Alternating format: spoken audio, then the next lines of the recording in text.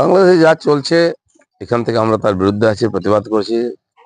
আমাদের কেন্দ্র সরকার এই ব্যাপারে বক্তব্য রেখেছে। সার্বিকভাবে বাংলাদেশের অর্থনীতি থেকে রাজনীতি, সমাজ এর দ্বারা ডিস্টার্ব হচ্ছে। ওখানকার জীবনযাত্রাও ক্ষতবিক্ষত হচ্ছে কিছু মৌলবাদী লোকের জন্য। বাংলাদেশের ঘটনায় মুখ্যমন্ত্রী বলছেন ধর্মীয় অত্যাচার মেনে নিতে পারছেন, ইসকনের প্রধানের সঙ্গে কথা বলেছি, এটা কেন্দ্রের বিষয়, মন্তব্য করতে পারি না। অন্য দেশের বিষয় হলো কেন্দ্রের সিদ্ধান্তই একমত। ঠিকই আছে, কিন্তু যখন ওখানে আন্দোলন চলছিল, হাসিনা সরকার সে আন্দোলনকে দাবাচ্ছিল, তখন উনি বলেছিলেন যে কেউ এলে এখানে শেল্টার দেবো। আর যখন হিন্দুরা অত্যাচারিত হচ্ছে তার পক্ষে কেন বলছিলেন? তখন ইন্টারন্যাশনাল হয়ে গেল।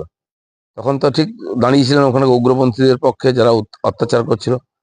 যেই লোকগুলো ওখানকার প্রাইম মিনিস্টারের বাড়িকে লুট করেছে, সংসদ ভবনকে ভেঙেছে, তার পক্ষে কথা বলেছেন। এখন নিরীহ ধর্মপ্রাণ হিন্দুদের উপর অত্যাচার হচ্ছে, তখন উনি চুপ হয়ে যায়, তখন কেন্দ্রের ব্যাপারে ছেড়ে দিচ্ছেন।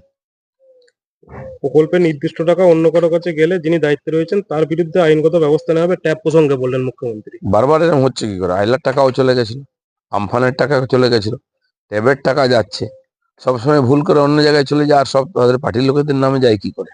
দায়টা তো ওনাকে নিতে হয়।